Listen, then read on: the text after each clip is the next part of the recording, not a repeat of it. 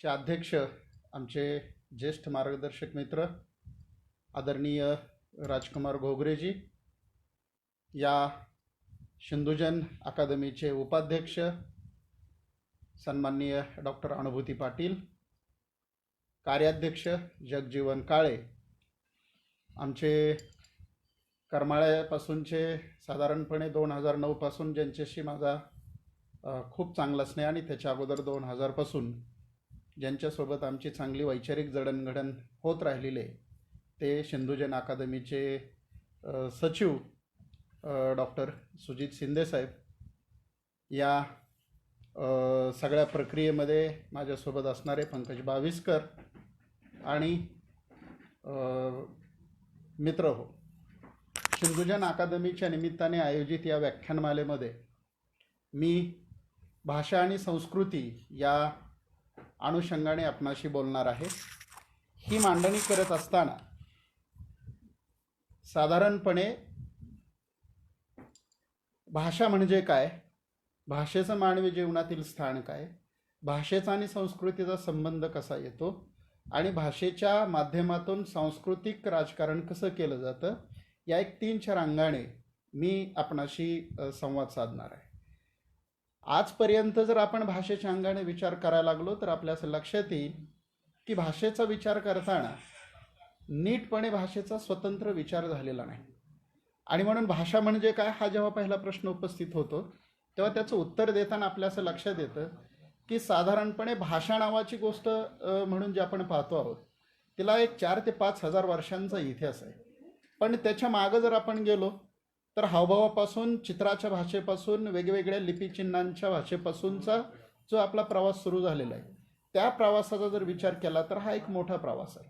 आणि म्हणून या प्रवासामध्ये भाषेचं स्थान का महत्त्वाचं राहिलेलं आहे, त्याचं सगळ्यात महत्त्वाचं उत्तर हे आहे मित्रांनो की मानवाच्या प्रगतीमधला सगळ्यात मुख्य भाग काय असेल तर तो पहिला भाग आहे म्हणजे मानवाला लागलेला भाषेचा शोध. आणि दुसरा सगळ्यात महत्त्वाचा भाग आहे तो म्हणजे आपण 2 पायांवरती उभं राहिलो. 2 पायांवरती उभं राहण्याचा एक फायदा असा झाला की आपल्याला श्वास घेणं आणि सोडणं सहज शक्य झालं आणि त्याच्यामुळे मानवाला भाषेचा शोध आणि त्या भाषेचा विकास करणं ही सहज शक्य झालेलं आपल्याला दिसून येतं. भाषेच्या शोधामधली सगळ्यात महत्त्वाची प्रक्रिया काय आहे तर श्वास घेताना आणि सोडताना आपण जे असंख्य ध्वनी निर्माण केले त्या ध्वनींच्या माध्यमातून आपण कमी ध्वनींच्या आधारे असंख्य शब्द आणि असंख्य वाक्य तयार करायला लागलो आणि आपला विचार व भावना एकमेकांच्यापर्यंत पोहोचवणं आपल्याला सहज शक्य झालेलं दिसून येतं. याही पेक्षा भाषेचा भाग मला या अर्थाने महत्त्वाचं वाटतं की भाषेचा आणि मेंदूचा एक खूप असा घनिष्ठ संबंध आहे.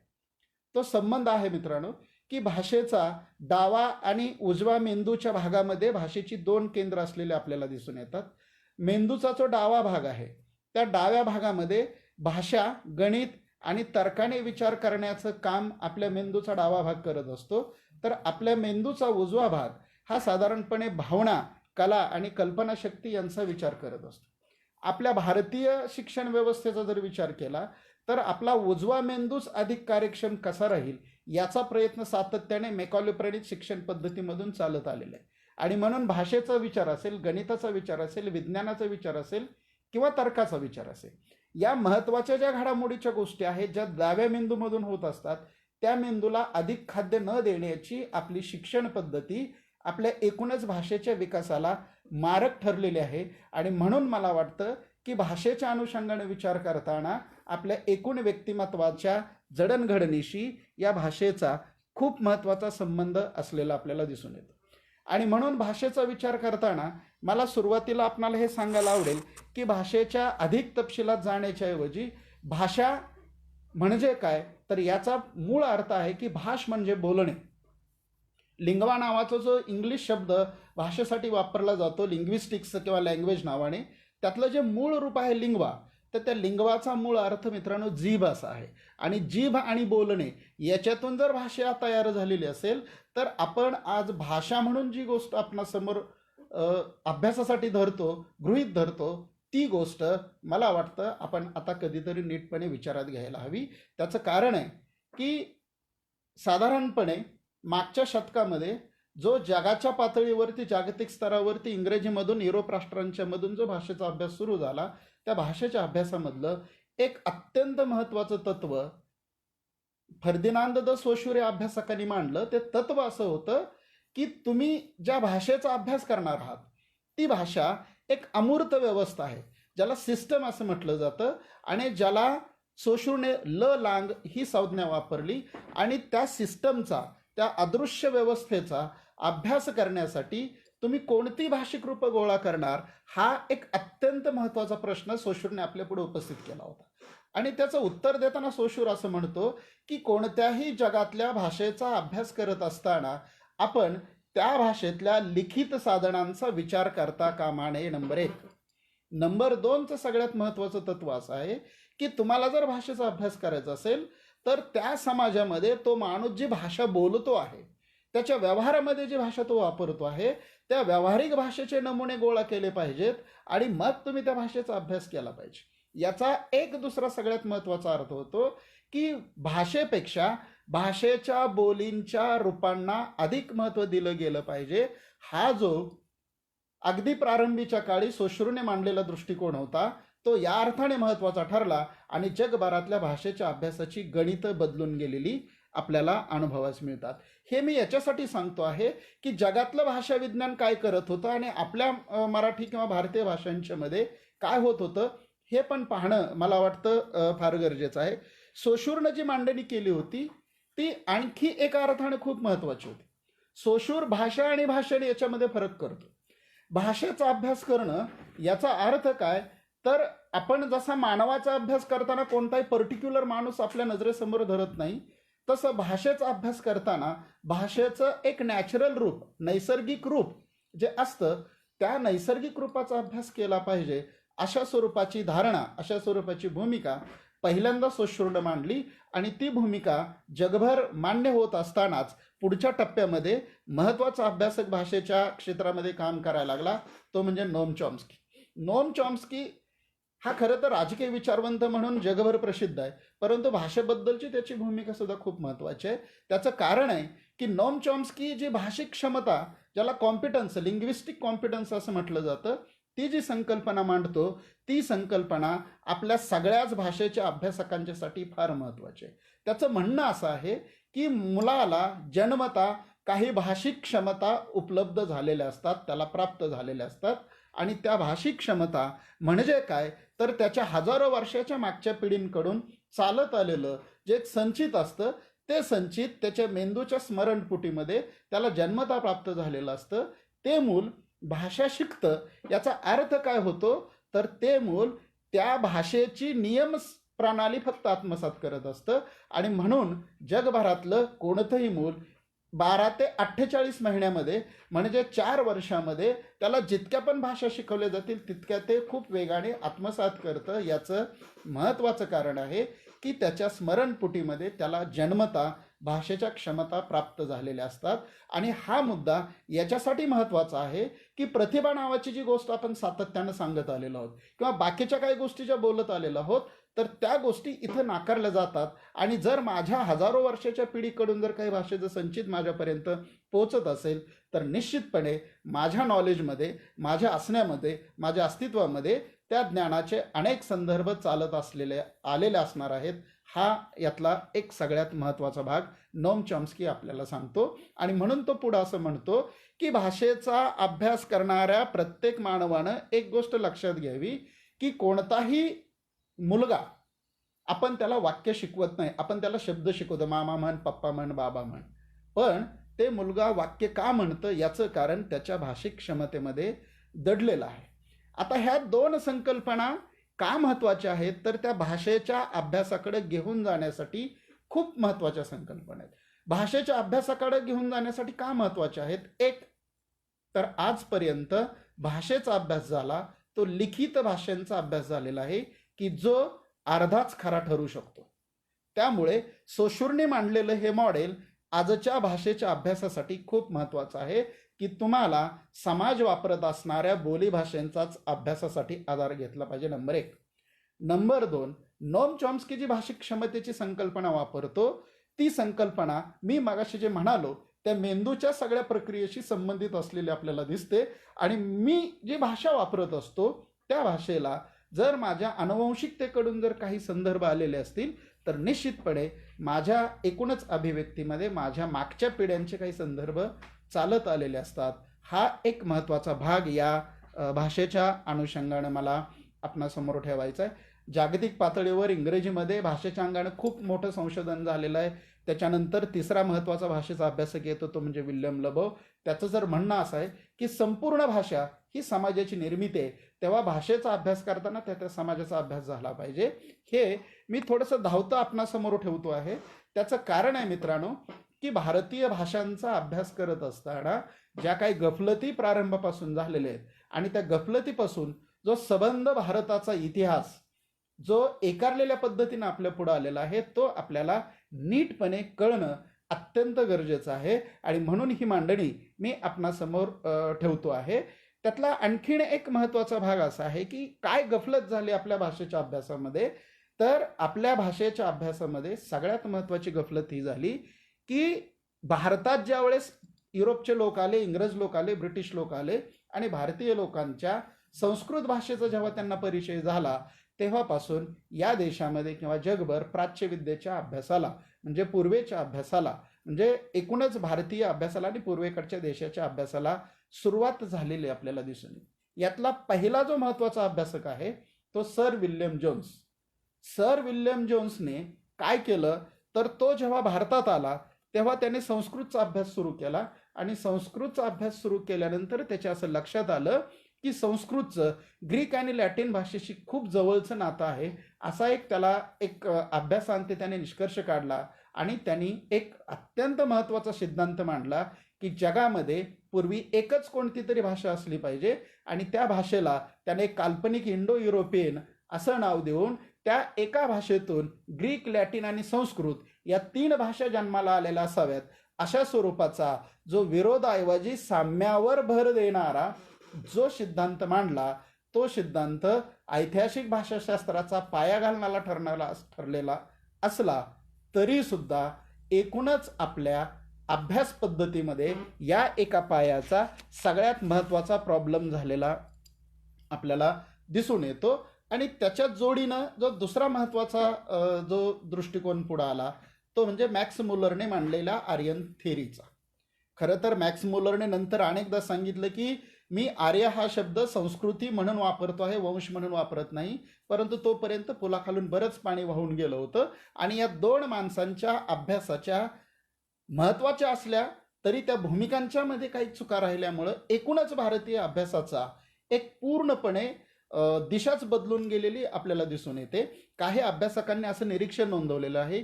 खरं तर या 2 अभ्यासकांनी मोल्सवर्थचा जरी कोश पाहिला असता तरी त्यांच्या मांडणीमध्ये काही चुका आहेत हे त्यांच्या लक्षात आलं असतं. त्या विषयाकडे आपण पुढे जाऊया. परंतु भाषा आणि संस्कृती असं म्हणताना मी अधिक थोडंसं सोपं करून आपणाशी याच्यासाठी बोलणार आहे. त्याचं कारण आहे की आपल्याकडं भाषेच्या अंगानं नीट अभ्यास किंवा नीट विचार केला गेलेला नाही. मी साधं आत्ता सुजित शिंदेंचा मी उल्लेख केला. सुजित शिंदेंच्या बरोबर मी 2000 पासून करमाळ्यामध्ये 10 वर्ष काम केलं. तेव्हा काही मुद्दाम आपणासमोर त्यातली निरीक्षणं ठेवतो की भाषेमध्ये जे वैविध्य येतं ते वैविध्य कशाचं निदर्शक असतं. म्हणजे करमाळा आणि माढा याच्यामध्ये फक्त 45 किलोमीटरचं अंतर आहे. पण माढा परिसर आणि शहरामध्ये जी इलकल नावाची साडी, सुती साडी जी मिळते ती साडी करमाळ्यामध्ये फार दुर्मिळ आहे. मी जेव्हा करमाळ्यामध्ये पहिल्यांदा नोकरीला गेलो आणि इलकल साडी मागायला लागलो तेव्हा ते म्हणाले की ही साडी आमच्याकडे वापरली जात नाही.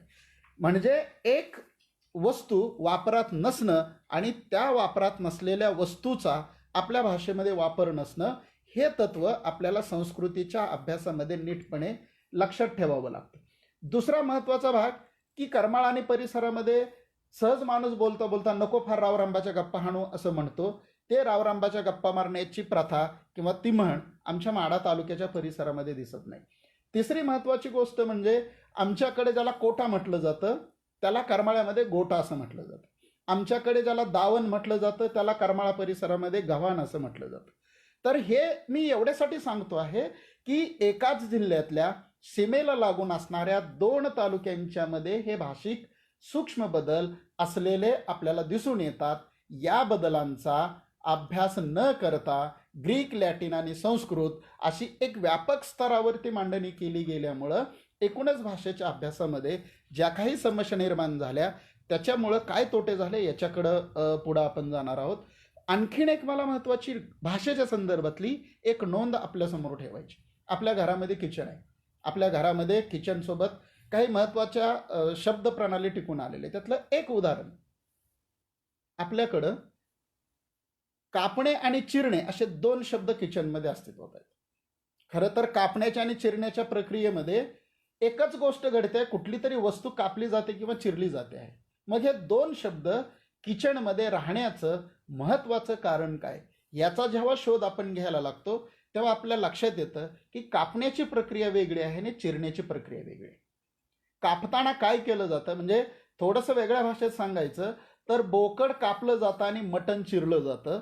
यातला फरक काय आहे, तर जेव्हा सुरी किंवा शस्त्र आपल्या हातात असतं आणि वस्तू खाली असते तेव्हा ती कापली जाते, आणि शस्त्र खाली असतं आणि वस्तू आपल्या हातात असते तेव्हा ती चिरली जाते.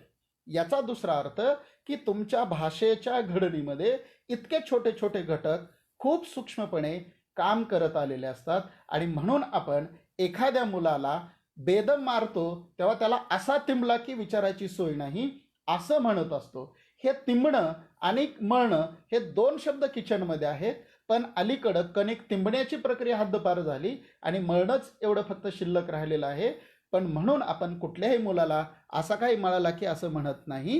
हे जर बारकाईचे संदर्भ आपण लक्षात घेतले तर मला वाटतं की भाषेच्या अभ्यासामध्ये संस्कृती आणि आपल्या अवतीभोवतीचं जगणं किती सूक्ष्मपणे काम करत असतं हे आपल्या लक्षात येईल. याच्यासाठीची मग आता थोडंसं मी मागं जाऊन आपणाला सांगेल की काय होतं की बऱ्याचदा भाषेचा अभ्यास करताना याचं भान न ठेवल्यामुळं आपण एक नेहमी म्हणत आलेलं की पुराणातली वांगी पुराणात. आता हे पुराणातली वांगी पुराणात या म्हणीचा जेव्हा आपण शोध घ्यायला लागतो तेव्हा आपल्या असं लक्षात येतं की पुराणातली वांगी नाही तर ते पुराणातली वाणगी आहे, आणि वाणगी म्हणजे उदाहरण आहे. पुराणातली उदाहरणं आमच्या पुढे ठेवू नको असं जेव्हा कोणीतरी एखादा लोकभाषेतला माणूस म्हणतो तेव्हा पुराणांमध्ये जे एक भरताडपण आलेलं होतं तर ते त्याच्यातून व्यक्त होताना आपल्याला दिसतं आहे. हा एक महत्त्वाचा संदर्भ मला आपणासमोर उदाहरण म्हणून ठेवायचं. दुसरी एक आणखीन गोष्ट की आपल्याकडे 33 कोटी देवांची संकल्पना आहे. पंजाबराव देशमुखांनी 33 देवांच्या अनुषंगानं खूप सविस्तर मांडणी त्यांच्या वैदिक धर्माच्या PhDच्या प्रबंधामध्ये केलेली आहे. त्याचबरोबर विश्वनाथ खैरे नावाच्या अभ्यासकांनी या 33 कोटी देव या संकल्पनेचं खूप छान विश्लेषण केलेलं आहे. त्यांचं म्हणणं असं आहे की तमिळमध्ये 33 आणि कोटी याचा अर्थ काय, तर 15 स्वर आणि 18 व्यंजनं मिळून 33, आणि कोट म्हणजे किल्ला किंवा गड असा त्याचा अर्थ आहे. म्हणजे 33 कोटी देव या संकल्पनेच्या मागचं हे भाषाशास्त्र एकदा आपल्या लक्षात आलं की एक मोठाच्या मोठा सांस्कृतिक पेच जो आपल्या पुढं आजपर्यंत अभ्यासातून उभा राहिलेला आहे तो पेच एका सेकंदामध्ये नाहीसा होतो. आणि म्हणून भाषेच्या अभ्यासामध्ये संस्कृतीचं आणि संस्कार एकूणच सांस्कृतिक राजकारणाचं खूप महत्त्व राहिलेलं आपल्याला दिसून येतं. किंवा आपण सहज म्हणत असतो की अरे माझी जबान म्हणजे काळ्या दगडावरची रेघ आहे, ती कधीच बदलणार नाही. हे काळ्या दगडावरची रेघ हे प्रकरण काय आहे, काळ्या दगडावरची रेघ प्रकरण याचा अर्थ असा आहे की तुमच्या शिलालेखाकडे ते निर्देश करत आहे. जगताप नावाचं जे आडनाव आहे आपण सहज म्हणतो अरे काय जगाला ताप देणार आहे ते जगताप, पण मुळात हे जगताप मराठ्यांच्या मध्ये जे आडनाव आलेलं आहे याचा जर मूळ अर्थ आपण शोधायला गेलो तर याचा अर्थ आहे की शत्रूंच्या नगरांच्या भिंती ओलांडून आत प्रवेश करून शत्रूंवर हल्ला करणारे ते जगताप असा त्या आडनावाचा अर्थ आहे. आणि म्हणून या काही गोष्टी सूक्ष्मपणे जर आपण तपासायला लागलो तर आपल्याला भाषेच्या अंगानं खूप काही नवं संशोधन हाती येताना दिसतं. अशीच एक म्हण मुद्दा मी आपणासमोर ठेवतो, गंगेत घोडं नाहलं. आता गंगेत घोडं नाहलं याचा अर्थ काय, तर याचा अर्थ अनेकांनी खूप वेगवेगळ्या पद्धतीने लावायचा प्रयत्न केला, पण सांस्कृतिक संघर्षामध्ये याचा अर्थ आपल्याला कधीतरी नीटपणे लावता आला पाहिजे. आर्य भारताबाहेरून भारतामध्ये आलं, आता त्याच्याबद्दल मी तपशिलामध्ये जाणार नाही कारण तो माझ्या इथल्या चिंतनाचा विषय नाही. परंतु एखादी गोष्ट सिद्ध करण्यासाठी शरद पाटील ज्या जाणीव-नेणीवेची मांडणी करताना दिसत आहेत त्याचा संदर्भ मला इथं मुद्दाम अधोरेखित करायचा आहे. तो संदर्भ असा आहे की गंगेत घोडं न्हालं म्हणजे काय, तर भारताबाहेरून आर्य ज्यावेळेस भारतामध्ये आले आणि त्यांनी विस्तीर्ण गंगेचं पाण्याचं पात्र बघितलं, की ज्यांना इतकं मुबलक पाणी कधी दिसत नव्हतं, त्यांनी पहिल्यांदा पाणी पाहिलं. स्वतः तर आंघोळी केल्याच, पण घोड्यांना सुद्धा न्हाऊ घातलं आणि अशा तेव्हापासून गंगेत घोडं न्हालं ही म्हण तयार झाली. इतकंच नव्हे मित्रांनो, तर याला जोडून दुसऱ्या दोन गोष्टी आपल्या मराठी भाषेमध्ये केंद्रस्थानी आलेल्या दिसतात, की गंगमुख आणि राकीसमुख या दोन संकल्पना आपल्याकडे आहेत.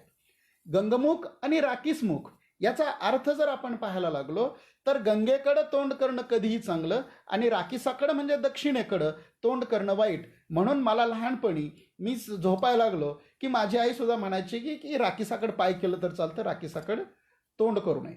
म्हणजे या सगळ्या भाषेच्या संकल्पनांचा आपण जर नीट विचार करायला लागलो, तर आपल्याला आपल्या अवतीभोवतीच्या संस्कृतीचे खूप काही महत्त्वाचे संदर्भ आपल्या हाती लागू शकतात. हे आपण नीटपणे लक्षात घेतलं पाहिजे. अशी खूप उदाहरणं मला त्या अनुषंगाने देता येतील. गावजवळ हनुमान बाहेर सारखी म्हण आहे, की ज्या म्हणीमध्ये खरं तर हनुमान कुठल्या अर्थाने आला, आमचे राजकुमार घोगरे साहेब त्या अनुषंगानं मरुदच्या अनुषंगानं खूप सुंदर मांडणी करतायत. त्याबद्दल मी फार तपशिलामध्ये इथं बोलणार नाही. पण हे राजकारण समजून घेणं विशेषतः भाषेच्या अभ्यासकांनी आणि कोणत्याही अभ्यासकांनी भाषा समजून घेण्यासाठी ही गोष्ट मला फार महत्त्वाची वाटते आणि म्हणून मी ही काही उदाहरणं आपणासमोर ठेवलेली आहेत. आता जो पुढचा सगळ्यात महत्त्वाचा प्रश्न येतो की भाषेच्या आणि लिपीच्या, विशेषतः भारतीय लिपीच्या संदर्भात जे आजपर्यंत राजकारण होत आलेलं आहे किंवा जो अभ्यास झालेला आहे त्याचं काय झालेलं आहे. एकतर देवनागरी लिपी म्हणून जी लिपी आपण स्वीकारतो आहे, ती लिपी ही खरं तर अधिक शास्त्रीय असलेली लिपी आहे. शास्त्रीय लिपी कशी आहे, त्याचा महत्त्वाचा अर्थ असा आहे की कंठापासून ओठापर्यंत, म्हणजे मराठीमधला क हा ध्वनी घेतला आणि शेवटचा प फ ब भ म हा ध्वनी घेतला, तर कंठापासून ओठापर्यंतचा जो एक सलग प्रवास आहे, त्या सलग प्रवासानुसारच आपल्या देवनागरी लिपीच्या लेखनाची पद्धती असलेली दिसते. हे इतकं शास्त्रीय आहे की ही शास्त्रीयता बाकीच्या कोणत्या लिपीमध्ये असलेली आपल्याला दिसत नाही. हा एक महत्त्वाचा भाग. दुसरा महत्त्वाचा भाग आहे की देवनागरी लिपीमध्ये स्वर अगोदर आहेत आणि व्यंजन नंतर आहेत. स्वर अगोदर असण्याचं महत्त्वाचं शास्त्रीय कारण आहे की व्यंजनांचा उच्चार करण्यासाठी स्वरांचं सहकार्य लागतं. ही गोष्ट फार महत्त्वाची नाही. मूळ महत्त्वाची गोष्ट ही आहे की अ ते औ पर्यंतच्या स्वरांचा उच्चार करताना कुठंही फुफ्फुसातून बाहेर पडणाऱ्या हवेमध्ये अडथळा येत नाही आणि म्हणून ते स्वर आपल्या वर्णमालेमध्ये पहिल्यांदा आहेत. आणि मग कंठापासून ओठापर्यंत ही वर्णमाला आपल्या पुढं अत्यंत शास्त्रीय पद्धतीनं आलेली दिसून येते. मुद्दा आहे की ही देवनागरी लिपी संस्कृतनं स्वीकारली, मराठीपर्यंत ती चालत आली हिंदी, बंगाली, गुजरातीच्या निमित्तानं. या लिपीच्या बद्दल आजचं थोडंसं मागं जाण्यापूर्वी मी आजचं थोडंसं मुद्दाम सुरुवातीला सांगतो, कारण शेवटच्या टप्प्यामध्ये मी थोडंसं प्राचीन भारताच्या भाषेच्या अनुषंगानं बोलणार आहे. काय झालेलं आहे की मुळात मी मगाशी सोशूरचा उल्लेख केला, मी मगाशी विल्यम जोन्सचा उल्लेख केला, मी मगाशी मॅक्स मुलरचा उल्लेख केला. या अभ्यासकांना संस्कृतचं महत्त्व वाटण्याचं कारण काय, तर या अभ्यासकांना संस्कृतचं महत्त्व वाटण्याचं कारण असं आहे की या अभ्यासकांना पाणिनीच्या अष्टाध्यायी नावाच्या ग्रंथाचा लागलेला शोध, तो शोध या अर्थाने महत्त्वाचा आहे की पाणिनीनं काय मांडणी केली याच्याकडं पण मी थोडंसं नंतर येणार आहे. पण पाणिनी जी वृद्धीची मांडणी करतो आहे ती वाढीची मांडणी आहे, विकासाची मांडणी आहे. आपल्याकडं मराठीपुरतं बोलायचं थोडंसं आपल्याला कळायला हवं म्हणून मी सोपी उदाहरणं देतोय की मराठीपुरतं बोलायचं तर काय झालं की मराठी खरं तर शुद्ध लेखन आपण असं म्हणतो. मुळात कोणतीही भाषा शुद्ध अथवा अशुद्ध नसते, हे आपण आता कधीतरी नीटपणे समजून घेतलं पाहिजे. याच्यासाठी एक छोटं उदाहरण मी देतो. नव्हता हा शब्द शुद्ध आहे आणि नव्हता मधला न काढल्यानंतर फता हा जो शब्द राहतो तो अशुद्ध कसा ठरवला जातो मला कळत नाही. आणि त्याच्यामुळे शुद्ध लेखन ही संकल्पना पूर्णपणे चुकीची आहे. त्याच्यासाठी प्रमाण लेखन ही संकल्पना वापरली पाहिजे. मराठीमध्ये काय झालेलं आहे की जे प्रमाण लेखनाचे नियम तयार केले गेले ते सगळे संस्कृत प्रचूर आहेत आणि ज्या संस्कृत प्रचुरतेचा आग्रह धरणारे सगळे भारतातले किंवा मराठीचे अभ्यासक संस्कृत मधल्या पाणिनीचा उल्लेख करतात. त्याच पाणिनीनं खूप महत्त्वाची भूमिका घेताना पाणिनीनं भाषा बदलत असते हे नेमकेपणानं सांगितलेलं तत्व आपले अलीकडचे भाषाभ्यासक विसरतात. आणि म्हणून जेव्हा जेव्हा मराठीच्या गळचेपीची भूमिका पुढे येते, मी स्वतः एका आंतरराष्ट्रीय परिषदेमध्ये पुण्यातल्या एका कॉलेजमध्ये मांडणी करताना मी असं म्हणत होतो की तुम्ही एकीकडे मराठी मरेल असं म्हणता आणि दुसरीकडे तिला संस्कृतच्या कोंदणामधून सोडवातही नाही. हा पेच आपल्याला कधीतरी सोडावं लागेल. हे का सांगतो आहे? कलरचं स्पेलिंग COLOUR हे मूळचं कलरचं स्पेलिंग होतं. आता COLOR इंग्रजीने स्वीकारलं.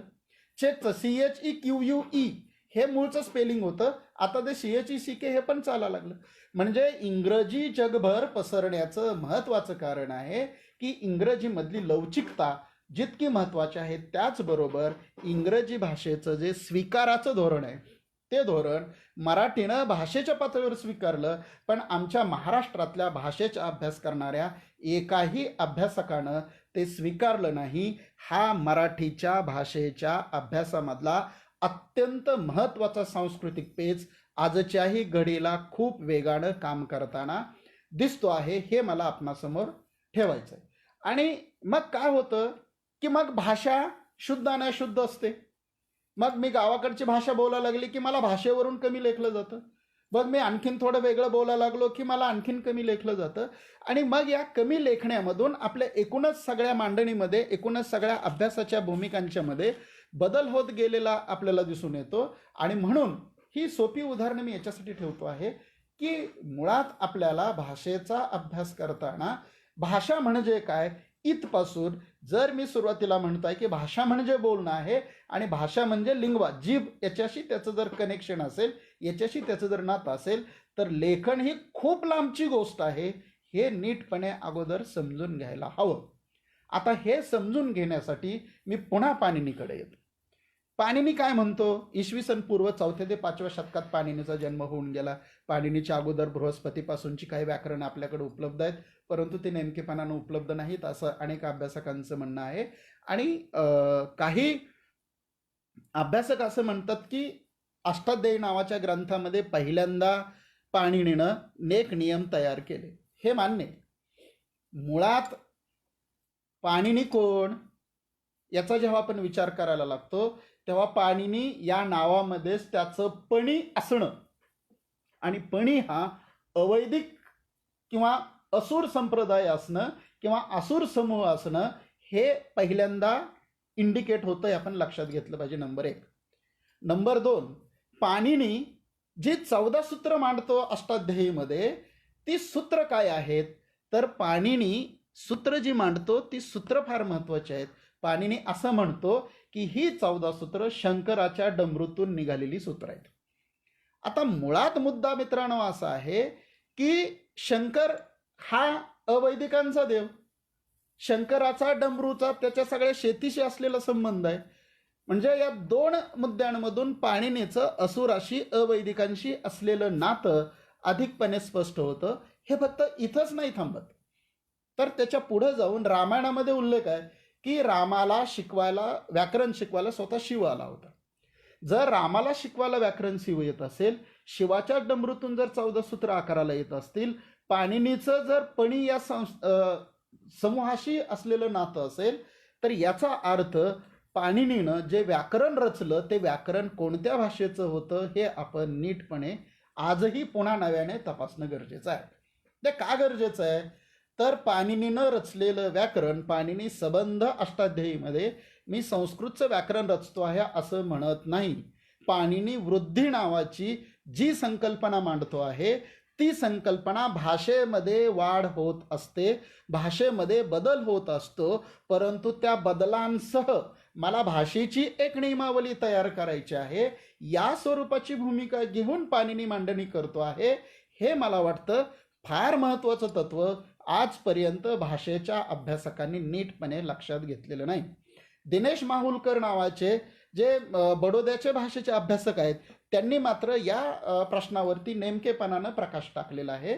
त्यांचं म्हणणं असं आहे की पाणिनीचं जे व्याकरण आहे ते व्याकरण ते नंतरच्या काळात, म्हणजे पाणिनी कुठंही म्हणत नाही की मी संस्कृतचे व्याकरण रचतो आहे. नंतरच्या काळामध्ये पाणिनीच्या व्याकरणाला संस्कृतचं किंवा विशेषतः अभिजात संस्कृतचं व्याकरण असं म्हटलं गेलं. हे आपण कधीतरी नीटपणे लक्षात घेतलं पाहिजे. आता मुद्दा आहे की जो पाणिनी मुळात ज्या भाषेचं व्याकरण रचतो आहे ती भाषा त्या काळातल्या प्राकृत भाषा आहेत. आणि या प्राकृत भाषा कशा स्वरूपाच्या होत्या याच्याविषयी मराठीमध्ये आणि जगभरामध्ये खूप संशोधन झालेलं आहे. त्या संशोधनामधला एक महत्त्वाचा मुद्दा असा आहे की स्वतः राजाराम शास्त्री भागवत असं म्हणतात, किंवा विश्वनाथ खैरेंची जी मांडणी आहे त्या मांडणीकडे मी पुढे येणार आहे, की तो मुद्दा असा आहे की प्राकृत ही या देशातली मूळची भाषा आहे.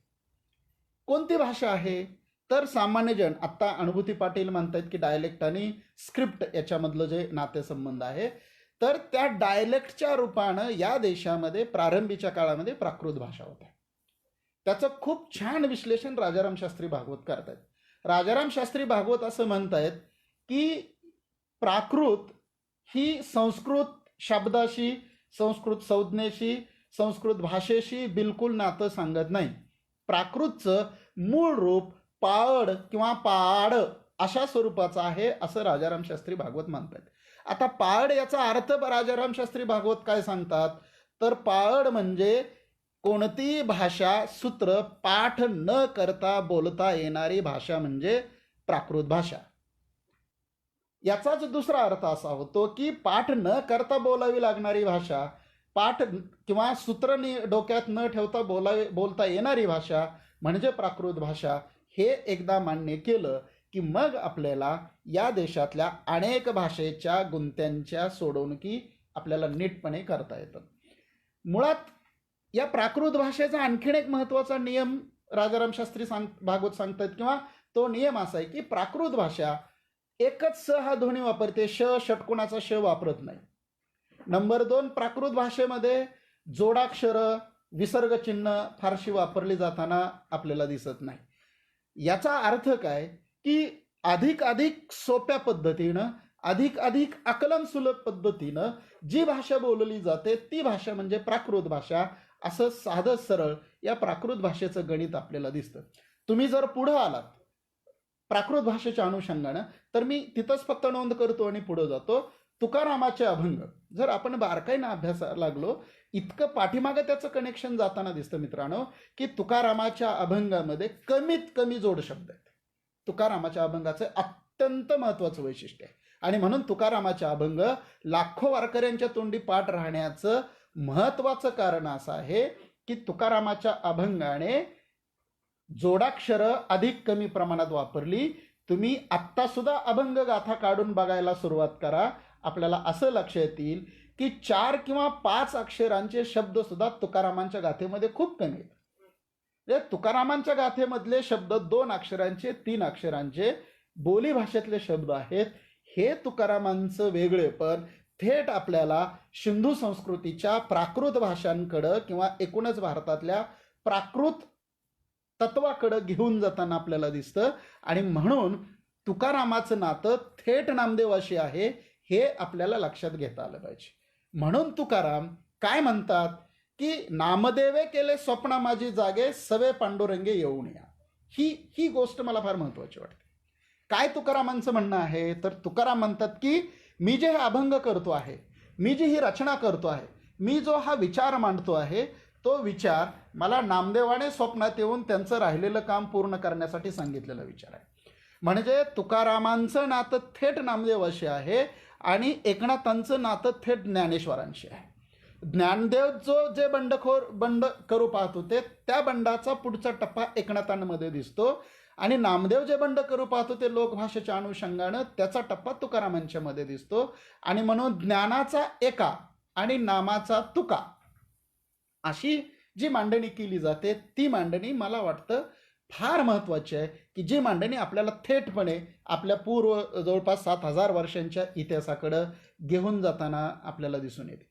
आता यातली पुढची महत्त्वाची भूमिका काय तर प्रारंभीच्या काळातले जर आपण शिलालेख अगदी प्राचीन इतिहासाबद्दले पाहायला लागलो तर इसवी सन पूर्व 1ल्या शतकापर्यंतचे इतिहास शिलालेख किंवा त्याला अभिलेख आपण म्हणूया, हे अभिलेख त्या परिसरातल्या प्राकृत भाषांच्या मध्ये लिहिले गेलेले आपल्याला दिसून येतात.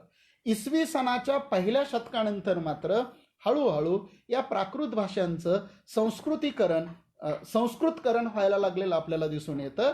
आणि साधारणपणे इसवी सन पूर्व 4थ्या शतकापासून ते सुरू झालेलं संस्कृतीकरण 1ल्या शतकापर्यंत येऊन पूर्ण झालेलं आपल्याला दिसून येतं. आणि म्हणून या सगळ्या अभिलेखांचं नीट वाचन करणं, नीट अभ्यास करणं मला वाटतं फार महत्त्वाचं आहे. आणि मग एकदा का जर प्राकृतच्या अनुषंगानं जर आपण विचार करायला लागलो तर मग खूप काही नवे संदर्भ आपणासमोर येताना दिसतील. आणि म्हणून प्राकृत ते संस्कृत हा प्रवास आपण समजून घेणं मला वाटतं फार महत्त्वाचं आहे. गुप्त काळामध्ये असेल किंवा सातवाहन कालावधीमध्ये असेल, या सगळ्या संस्कृत भाषेचं खूप वेगानं लोकशाहीकरण किंवा लिपीमध्ये त्याचं रूपांतरण झालेलं आपल्याला दिसून येतं. या जरी गुप्त काळामध्ये किंवा सातवाहन राजांनी जरी संस्कृतला महत्त्व दिलेलं असलं, संस्कृतला जरी त्यांनी सपोर्ट केलेला असला, तरी गाथा सप्तशतीसारखा ग्रंथ त्यांनी त्या काळातल्या प्राकृत भाषांच्या मध्ये लिहून घेतलेला आहे. हे आपण नीटपणे लक्षात घेणं गरजेचं आहे. त्याचं कारण आहे मित्रांनो की हा जर पेच आपल्याला नीट नाही सुटला तर आपल्या एकूणच इतिहासाच्या मांडणीमध्ये खूप काही गोष्टी चुकीच्या ज्या झालेल्या आहेत त्या आपल्याला पुन्हाही पुसून काढता येणार नाही. मी जे हे म्हणत होतो ते म्हणण्याचे अनेक संदर्भ आपल्याला अलीकडच्या काळामध्ये दिसतात. विशेषतः नाथ संप्रदायाने जे काम करून ठेवलेलं आहे, ते नाथ संप्रदायाचं काम जर आपण पाहिलं तर ते जिथपर्यंत या देशामध्ये जिथं जिथं फिरले तिथं तिथं त्यांनी हे सातत्यानं त्या परिसरातल्या बोलीभाषांच्या मध्ये लिहून ठेवलेलं आहे. तुम्ही तुकारामांच्या पुढे या, तुकारामांच्याच काळामध्ये जर पाहिलं तर आपल्याला आणखीन एक संघर्ष लक्षात येईल की छत्रपती शिवराय आणि संभाजी महाराज हे खूप महत्त्वाचा प्रयोग त्या काळात करत होते की राज्य व्यवहारामध्ये त्या काळातली बोलीभाषा वापरण्याचा प्रयत्न या महाराष्ट्रामध्ये तुकारामांच्या बरोबर छत्रपती शिवराय आणि संभाजी महाराजांनी केलेला दिसतो. नुसता तेवढाच केला नाही तर राज्य व्यवहार कोश बोलीमध्ये निर्माण करण्याचं काम शिवराय आणि संभाजी महाराजांनी केलेलं दिसतं. त्या पाठीमागची भूमिका आपण नीटपणे समजून घेणं मला वाटतं खूप गरजेचं आहे. आणि मग तेच तो संघर्ष पुढं आलेला आपल्याला दिसतो. महात्मा फुले ज्या पद्धतीची मांडणी करतात किंवा त्याच्या अगोदर अगदी ज्ञानेश्वरांच्या कालखंडामध्ये जर गेलं, तो एक संदर्भ देतो आणि मी पुढे येतो की ज्ञानेश्वरांच्या कालखंडामध्ये ज्ञानेश्वर मराठीचा गौरव करतायत. एकनाथ प्राकृत जर चोरापासून आले तर संस्कृत कुठून आली या स्वरूपाचा प्रतिप्रश्न एकनाथ महाराज करतायत. आणि त्याचवेळी चक्रधर ज्यांनी खूप समर्थ गद्य महानुभावाच्या रूपाने लिहून ठेवलं, ते चक्रधर सुद्धा असं सांगतात की माझं निरुपली मराठी म्हणजे त्यांचा शिष्य जेव्हा नागदेवाचार्यांच्याकडे केशवभट जातात आणि म्हणतात की मला संस्कृत भाषेचा खूप चांगला अभ्यास आहे आणि मला संस्कृतमध्ये ग्रंथ रचना करू दे, तेव्हा नागदेवाचार्य त्याला असं सांगतात की अरे तुला संस्कृतमध्ये ग्रंथ लिहिता येणार नाही, मज निरुपली मराठी मज तियाची पुसा येणेगा माझिया म्हातारिया नागवतील. हे जे म्हणणं आहे ते म्हणणं मला वाटतं असं थेट प्रारंभापासून आजपर्यंत टप्प्याटप्प्यानं चालत आलेलं आहे. हे आपल्याला नीटपणे लक्षात घेतलं की मग आपल्याला काही संदर्भ उलगडायला मदत होते. या संदर्भ उलगडण्यामध्ये मी जेव्हा गेली 20-25 वर्ष झालं भाषेचा अभ्यास करतो आहे, तेव्हा भाषेचा अभ्यास करताना मराठीपर्यंत येताना सातत्यानं संस्कृत, प्राकृत, अपभ्रंश, महाराष्ट्रीय अपभ्रंश आणि मराठी, हिंदी, बंगाली, गुजराती या स्वरूपाचीच मांडणी केलेली मला दिसून येत होती. परंतु हा मुद्दा आपण नीटपणे समजून घेतला पाहिजे. याच्यावरती एक मूलभूत मांडणी विश्वनाथ खैरे यांनी केलेली. विश्वनाथ खैरे संमत सिद्धांत मांडतात. तो संमत सिद्धांत काय सांगतो तर संस्कृत, मल्याळम, तमिळ याच्यातून मराठी तयार झाली अशा स्वरूपाची मांडणी करताना विश्वनाथ खैरे जी मांडणी करतात किंवा हजारी प्रसाद द्विवेदी म्हणतायत की विल्यम जोन्सनी आणि मॅक्स मुलरनी जी मांडणी केली ती मांडणी आपल्या सबंध इतिहासाला चुकीच्या दिशेने घेऊन जाणारी ठरलेली आहे. हे ते जाहीरपणे सांगताना असं म्हणतायत की या मांडणीमध्ये दक्षिण भारतातल्या कोणत्याही भाषांचा अभ्यास ह्यांनी नीट केला नाही. आणि तो जर तुम्ही करायला लागलात तर थेट संस्कृत ते तमिळ किंवा सिंधू ते तमिळ किंवा ब्राह्मी ते तमिळ असा जर एक मोठा पट, एका टोकाला ब्राह्मी आणि दुसऱ्या टोकाला तमिळ असं म्हणून आपल्याला चालणार नाही. तर विश्वनाथ खैरे असं म्हणतात की तमिळपासून सुरू करत करत जर आपण सिंधकडे आलो तर आपल्या असं लक्षात येईल की या प्रत्येक भाषेमध्ये एक कनेक्शन आहे, एक सहसंबंध आहे आणि त्या सहसंबंधामधून एका मोठ्या भूभागावरती एक भाषेचं साम्यापेक्षा विरोध गृहीत धरून जर भाषेच्या अभ्यासाकडे गेलो असतो तर मला वाटतं ज्या प्राकृत भाषा आहेत त्या प्राकृत भाषांचा शोध लागला असता. प्राकृत भाषांच्या अभ्यासातली एक महत्त्वाची अडचण काय आहे हे आपल्याला सगळ्यांना मान्य आहे की ऋग्वेदाची रचना संस्कृतमध्ये झाली आणि ऋग्वेद हा या भारतातला लिखित रूपात असलेला पहिला लिखित नमुना आहे. पण त्याच्या अगोदर बोलीभाषेतले नमुने मिळत नाहीत प्राकृतातल्या, म्हणून मांडणीमध्ये काही अडचण निर्माण होत असली तरी सुद्धा आपल्याला काय करावं लागेल तर मी मगाशी जे सोशूरचं म्हणणं आपणासमोर ठेवलं ते सोशूरचं म्हणणं नीटपणे समजून घेताना आपल्याला पुन्हा या सगळ्या भारतभरातल्या वेगवेगळ्या समूहांच्या वेगवेगळ्या आदिवासींच्या भाषांचा नीटपणे अभ्यास केला तर आपल्याला आपल्या या सगळ्या प्राकृत भाषांचा शोध आपल्याला नेमकेपणानं लागू शकेल. आणि म्हणून याच्यासाठी विश्वनाथ खैरे काय करतायत, विश्वनाथ खैरे जी मांडणी करतायत ती मांडणी अशी करतायत की विश्वनाथ खैरेंचं म्हणणं आहे की संस्कृतमधून प्राकृत आली नाही किंवा प्राकृत मधून अपभ्रंश आले नाहीत, तर या देशातल्या प्राकृत भाषेंचा उद्भ्रंश होऊन संस्कृत तयार झाली. आणि हे का म्हणणं खरं ठरतं तर कोणत्याही एखाद्या भाषेला लिखित दर्जा प्राप्त होण्यासाठी कोणती महत्त्वाची गोष्ट असते तर त्या भाषेला 700-800 वर्षांचा 1000-1 वर्षांचा बोलीचा इतिहास असतो आणि नंतर हळूहळू ती लिपीमध्ये कन्वर्ट किंवा लेखनामध्ये परावर्तित होत असते. हे जर आपण तत्व पाहिलं तर संस्कृत ही सुद्धा त्या काळातल्या सगळ्या प्राकृत भाषांच्या मधूनच आकाराला आलेली एक भाषा व्यवस्था आहे. हे जर आपण लक्षात घेतलं तर मला वाटतं आपल्याला काही गोष्टी नीटपणे त्या संदर्भातल्या स्पष्ट होतील. आणि मग हा अभ्यास करताना विश्वनाथ खैरेंनी जे नमुने केंद्रस्थानी ठेवलेले आहेत ते नमुने काय आहेत. एक तर विश्वनाथ खैरेंचं म्हणणं आहे की तुम्हाला भाषेचा अभ्यास करायचा ना तुम्ही अडाण्यांची भाषा तपासा.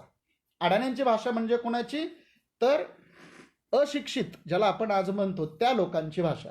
कारण या लोकांच्या भाषेमध्ये ओरिजिनॅलिटी ज्याला सत्व म्हणतो ते सत्व त्यांच्या भाषेमध्ये खूप नेमकेपणानं टिकून राहिलेलं दिसतं. नंबर 2चं त्यांचं तत्व आहे की ते स्त्रियांच्या भाषेवर अधिक केंद्र टाकतात. आता स्त्रियांच्या भाषेच्या अनुषंगानं शरद पाटलांनी खूप सविस्तर मांडणी केलेली आहे. त्या मांडणीकडं मला इथं जायचं नाही, परंतु स्त्रियांची भाषा ही मला वाटतं खूप महत्त्वाची गोष्ट असते. कारण स्त्रियांनी भाषेचं जे एक सत्व सातत्यानं टिकवून ठेवलेलं आहे ते तत्व पुरुषांना टिकवता आलेलं नाही. आणि म्हणून कोणत्याही भाषेच्या मुळांचा शोध घेताना स्त्रियांच्या भाषेवर लक्ष केंद्रित केलं पाहिजे. या सांगण्यापाठीमागं पुन्हा शरद पाटील म्हणतायत त्या पद्धतीनं जगातल्या सगळ्या कृषी संस्कृतीचा शोध स्त्रियांनी लावलेला आहे आणि स्त्रियांचाच या कृषी संस्कृतीतल्या भाषेशी खूप जवळचं नातं आहे. हे जे शरद पाटील मांडतात किंवा जगभरातल्या कृषी क्रांतीतून जे तत्व पुढे आले आहे ते तत्व जर आपण तपासायला लागलो तर विश्वनाथ खैरेंचं तिसरं जे महत्त्वाचं तत्व आहे ते तत्व हे आहे की अडाण्यांची भाषा, स्त्रियांची भाषा आणि तिसरं महत्त्वाचं तत्व की कृषी केंद्रित भाषा. आपल्याकडे पेच काय झालेला आहे की कृषी केंद्र हा मुद्दा आपल्या दृष्टीनं अत्यंत गैरलागू ठरत आलेला आहे. मुद्दाम मी तुम्हाला एक उदाहरण देतो. काय उदाहरण, अनेकदा असं होतं की इंग्रजीचा आता जमाना आलेला आणि मग काही मुलं म्हणजे आता आपण ज्या मोबाईलवर हे सगळं ऑनलाईन करतो ते इंग्रजीच्या शब्दांचाच तो वापर आहे. आणि मग काही मुलं म्हणतात की मोटरसायकल हा शब्द पाहिजे. मुद्दाम हे उदाहरण मी इथं परत एकदा देतो आहे. मोटरसायकलची सगळी नावं पार्टची इंग्रजीत. Tube, tyre, puncture, petrol, kick मारणं, सारी गार्ड, हँडल ही सगळी नावं इंग्लिश आहेत. आणि मग ते मुलं असं म्हणतात की मग आम्हाला या शब्दांना पर्यायी मराठी शब्द द्या.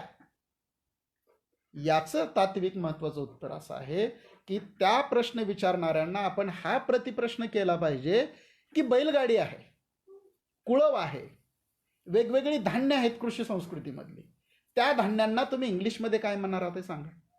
म्हणजे बैलगाडीला ढकली, खुटली, पाटली, बंदपट्टा, धाव अनेक शब्द आहेत. त्या शब्दांना त्यांनी इंग्रजी पर्याय द्यावे. त्याला इंग्रजी पर्याय नाहीत. याचा दुसरा अर्थ असा आहे की बैलगाडी हे शेतीतलं प्रॉडक्ट आहे, मोटरसायकल हे फॉरेनचं प्रोडक्ट आणि ते रस्त्यावरचं प्रोडक्ट आहे आणि म्हणून त्याला इंग्रजी नाव आहेत. याला कृषी संस्कृतीतली नाव आहेत. आणि म्हणून आता इथं जो प्रश्न उपस्थित झाला की प्राकृत भाषा कशा समजून घ्यायच्या, तर प्राकृत भाषा समजून घेण्यातलं हे महत्त्वाचं तत्व आहे की आपल्याला लिखित रूपांच्या ऐवजी आपल्याला आजही गोपाळ चिप्पलकट्टी ज्या पद्धतीनं पूर्वेकडच्या या आग्नेयेकडच्या बाजूची मांडणी करतायत त्यांच्या आदिवासींच्या भाषांची किंवा इकडच्या गोंड आदिवासींच्या भाषांचा आपल्याला अभ्यास करावा लागेल की जेणेकरून या आदिवासींच्या भाषेचं ब्राह्मीशी म्हणण्यापेक्षा थेट सिंधूशी काही संबंध आहेत का या अंगाने त्याची मांडणी करावी लागेल. आणि ती मांडणी करताना महत्त्वाचा भाग असा आहे की त्या मांडणीमध्ये आपल्याला पुन्हा दक्षिणेकडे वळण्याशिवाय पर्याय नाही. मी या प्राचीन भारताचा इतिहास समजून घेताना एक पेपर माझ्या हाताशी आला होता बडोद्याच्या ओरिएंटल इन्स्टिट्यूटमध्ये मी गेल्यानंतर. त्या पेपरचं टायटल असं होतं की ही जी सिंधू संस्कृती आहे ह्या सिंधू संस्कृतीच्या अनुषंगानं हे दक्षिणेमधलेच मूळचे काही द्रविड लोक समुद्रमार्गे उत्तरेकडे गेले आणि तिथला विस्तीर्ण सुपीक प्रदेश त्यांनी पाहिला आणि तिथं ती संस्कृती वसवली अशा स्वरूपाची मांडणी केलेली आहे. आणि त्यांचं त्याच्यात एक विधान आहे की यातली जी आर्यन थिअरी आहे ती आर्यन थिअरी ही मला वाटतं त्यांच्या म्हणण्यानुसार समुद्रातल्या बुडबुड्यासारखी आहे असं त्या अभ्यासकाचं म्हणणं आहे. याचा अर्थ असा आहे की जी थिअरी अधिकाधिक मोठी करण्याचा सातत्यानं प्रयत्न झालेला आहे ती थिअरी इतकी छोटी आहे, परंतु मुळात भाषेच्या अभ्यासामध्ये सुद्धा या सगळ्या गफलती झाल्यामुळं आपल्याला त्या थिअरीकडं नीटपणे जाता आलेलं नाही. हा यातला महत्त्वाचा पेच आपल्याला समजून घेता आला पाहिजे. याच्यानंतरचा एक महत्त्वाचा मुद्दा सिंधू संस्कृतीच्या आणि लिपीच्या अनुषंगानं आजपर्यंत खूप काही चर्चा खूप काही संशोधनं पुढं आलेले आपल्याला दिसून येतात. सिंधू संस्कृतीतल्या तपशिलामध्ये पण मला इथं जायचं नाही, त्यातला फक्त भाषेच्या अनुषंगानं काही मांडणी आपणासमोर ठेवायची आहे. ती मांडणी अशी आहे की साधारणपणे लिपीचा शोध घेणाऱ्या अनेक अभ्यासकांचं म्हणणं आहे की सिंधू लिपीचा संदर्भ ब्राह्मी लिपीशी सांगितला जातो आहे. आणि मग त्या अनुषंगानं काही अभ्यासकांनी मांडणी करायचा प्रयत्न केलेला आहे.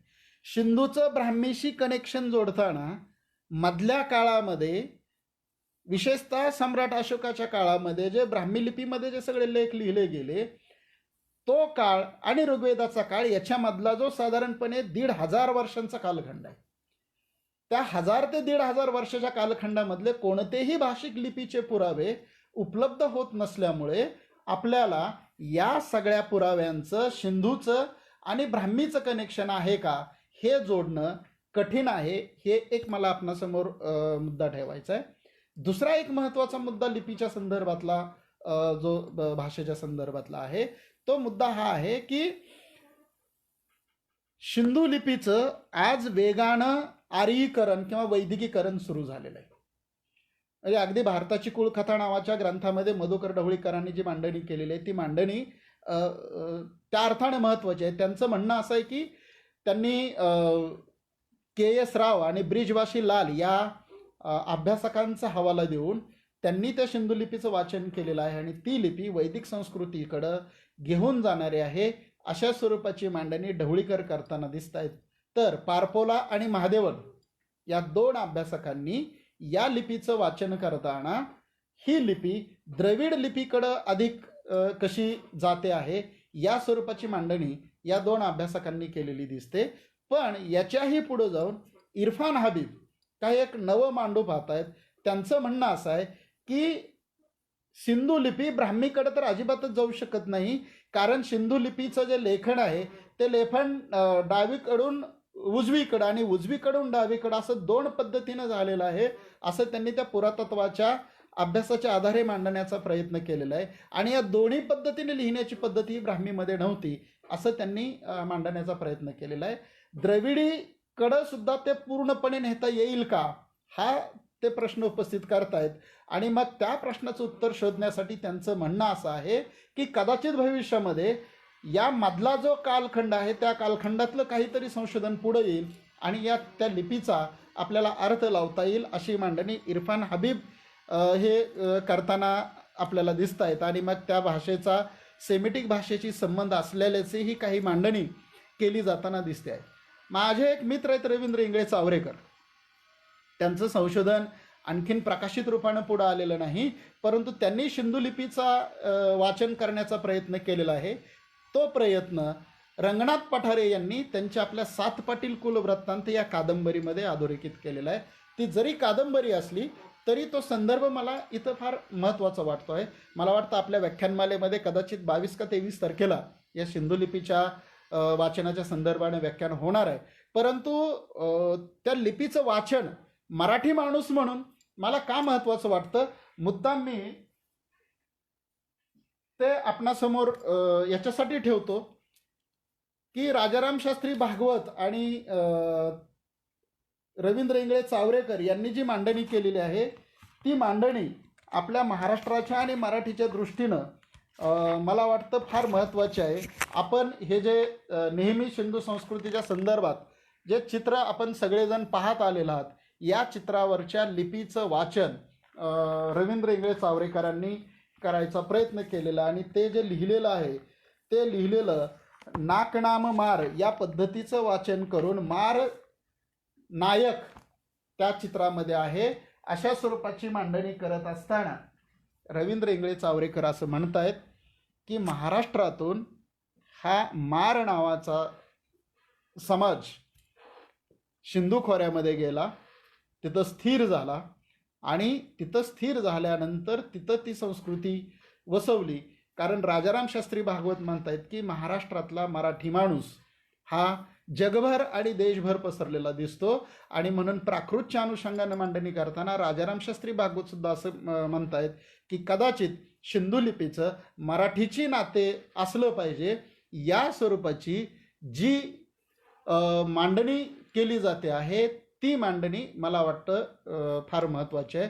आणि म्हणून रवींद्र इंगळे चावरेकर आणि राजाराम शास्त्री भागवत जी मांडणी करतायत ती मांडणी ही आहे की सिंधू लिपी ही थेटपणे प्राकृत आणि मग मराठीकडं यायची. आता कदाचित त्यांचं संशोधन प्रकाशित झाल्यानंतर ते आपल्या पुढं येईलच, परंतु मुद्दाम मी या माझ्या मांडणीमध्ये आपणासमोर ते ठेवतो आहे. ते ठेवण्याचं कारण असं की इतक्या वेगवेगळ्या पद्धतीनं एका लिपीचं वाचन आणि ते लिपीचं वाचन होणं काय गरजेचं आहे, कारण ज्या पद्धतीचा आज दावा त्या सिंधू कल्चरच्या हडप्पा कल्चरच्या संदर्भात केला जातो आहे तो दावा खोडून काढण्यासाठी किंवा त्यातलं सत्य पुढे आणण्यासाठी या लिपीचं वाचन होणं महत्त्वाचं आहे.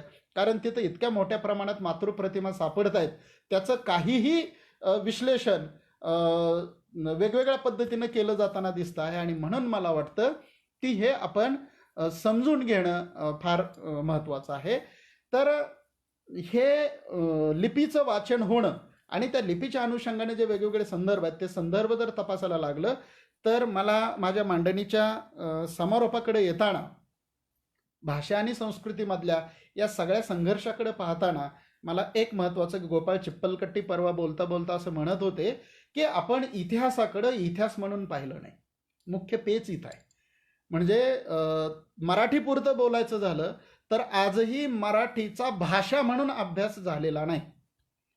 तुकारामांचा अभ्यास विद्रोहासाठी होईल, ज्ञानेश्वरांचा अभ्यास बंडखोरीसाठी होईल, महानुभावांचा अभ्यास पुन्हा गद्यासाठी होईल, पण एक भाषा म्हणून भाषा नावाची गोष्ट काय काय उभं करत असते, भाषेमध्ये भूगोल कसा काम करत असतो, भाषेमध्ये प्रदेश कसा काम करत असतो आणि मग जर भाषेचं इतक्या वेगवेगळ्या पातळ्यांच्यावर जर त्याचं नातं असेल तर ते नातं आपल्याला नीटपणे समजून घेणं गरजेचं असतं. मी उदाहरण देतो आपल्याला.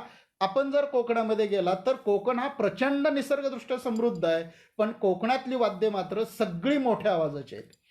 पण तुम्ही जर इकडे राजस्थान वाळवंटाकडे गेलात तर तिथं अजिबात निसर्ग समृद्ध नाही, परंतु तिथली सगळीच्या सगळी वाद्य ही अत्यंत नाजूक आवाजाची वाद्य आहेत. याचा अर्थ असा आहे की कोकणात समजा मला वाद्यातून काही संदेश द्यायचा आहे तर तो निसर्ग अडथळ्याचा ठरतो आहे आणि म्हणून कोकणातली वाद्य ही मोठ्या आवाजाची ठरली. वाळवंटामध्ये मात्र एखादी तार छेडली तरी किलोमीटरपर्यंत आवाज जाऊ शकतो. याचा अर्थ म्हणून त्या एका पर्यावरणाचा संबंध जसा संगीतशास्त्रावरती झालेला आहे, संगीत वाद्यांवरती झालेला आहे, तसाच भाषेचा सुद्धा संबंध संस्कृतीशी असतो, विज्ञानाशी असतो, भूगोलाशी असतो, पर्यावरणाशी असतो. तुमच्या मागच्या 1000 पिढ्यांशी तो संबंध चालत आलेला असतो आणि हे सगळे संबंध एक भाषा नावाची स्वतंत्र भाषा नावाची गोष्ट आपल्यासोबत सातत्यानं वहन करीत आलेली असते, ते आपण कधीही समजून न घेण्यामुळे आपल्या इतिहासामध्ये खूप घोटाळे झालेले आपल्याला दिसून येतात. कारण अंतिमता आपल्याला पुरातत्वाचे पुरावे जरी महत्त्वाचे असले तरी शरद पाटील म्हणतायत ते इतकं महत्त्वाचं आहे की पुरातत्वातले पुरावे हे बोलू शकत नाहीत.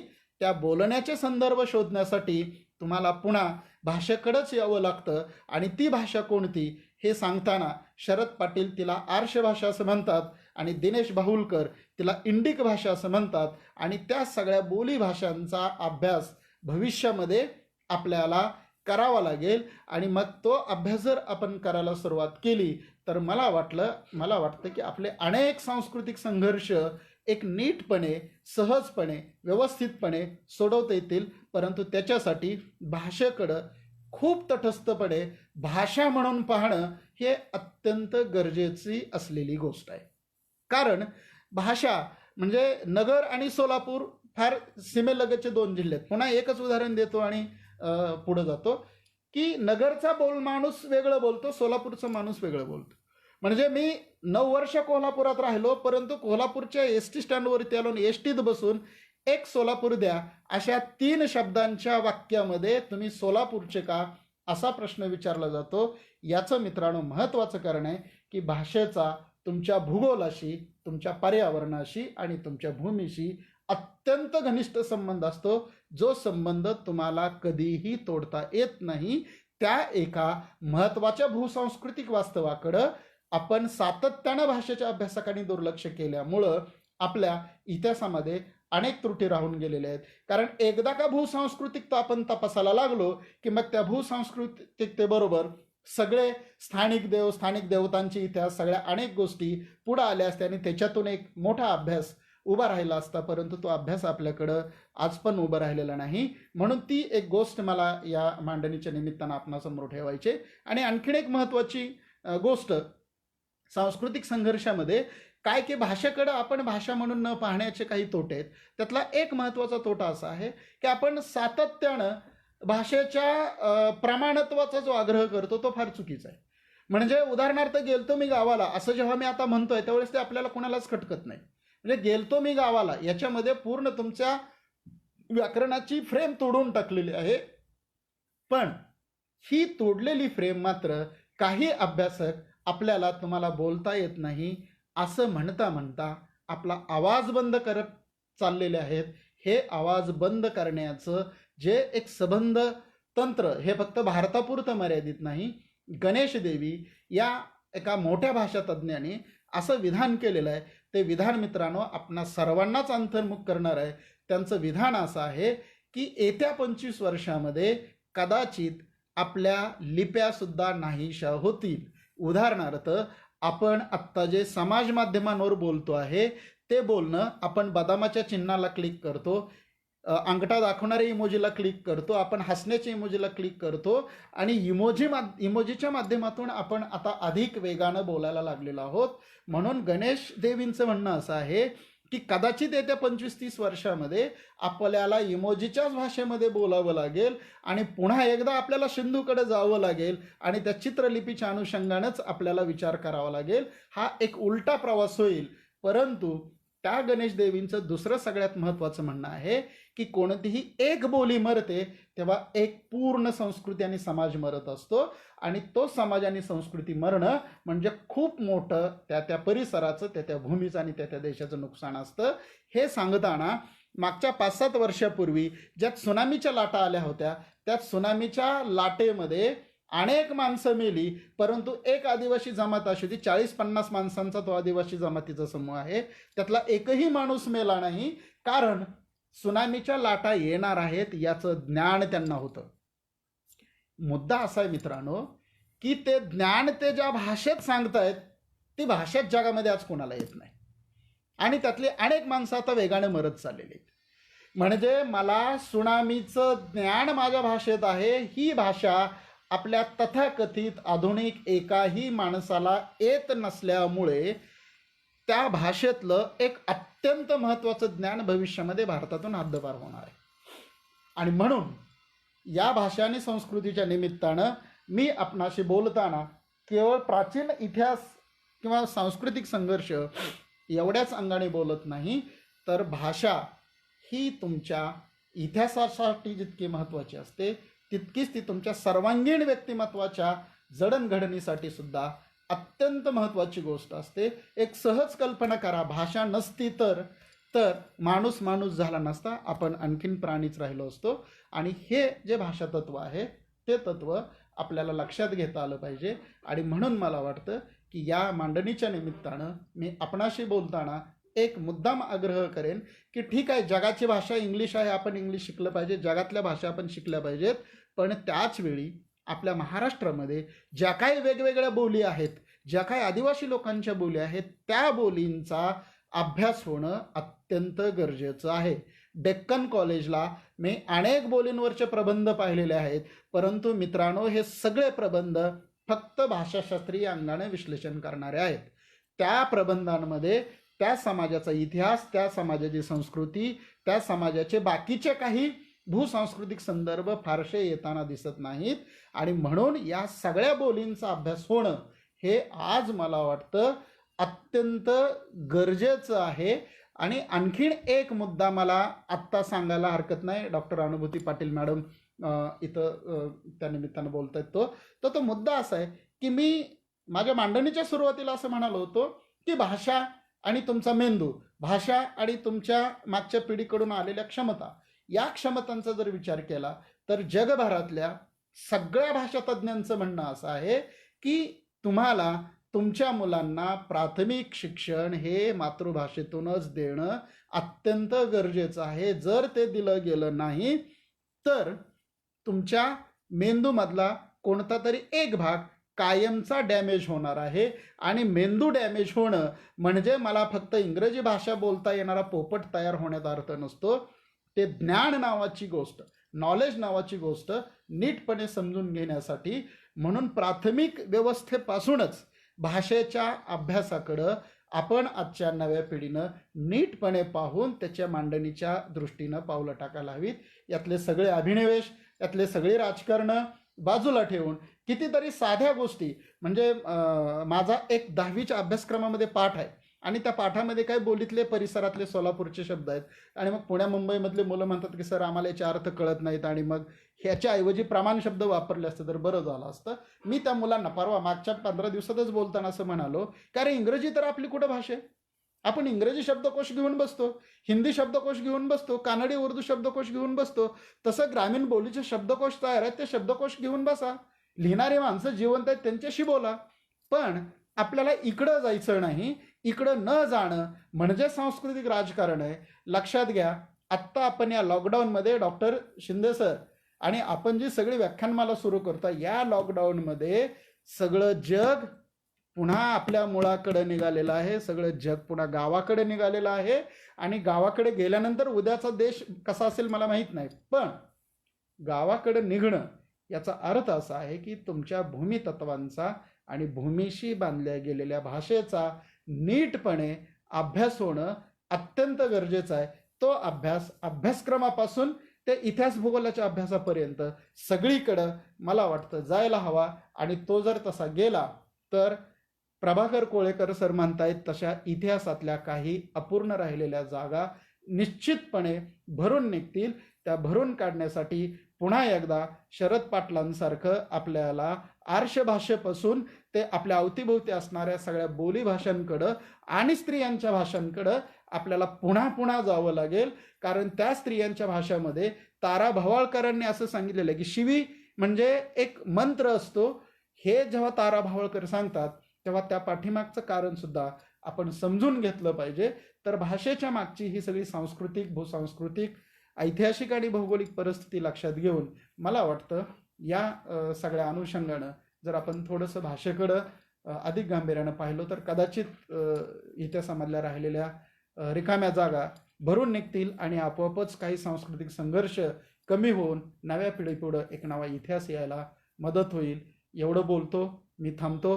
आपण माझं सर्वांनी ऐकून घेतलं त्याबद्दल आपणा सर्वांचं मनपूर्वक आभार.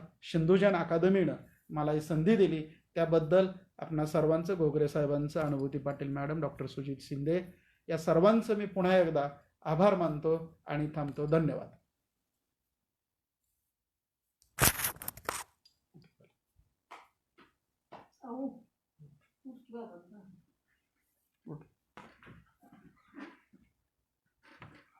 बंद कर झालं.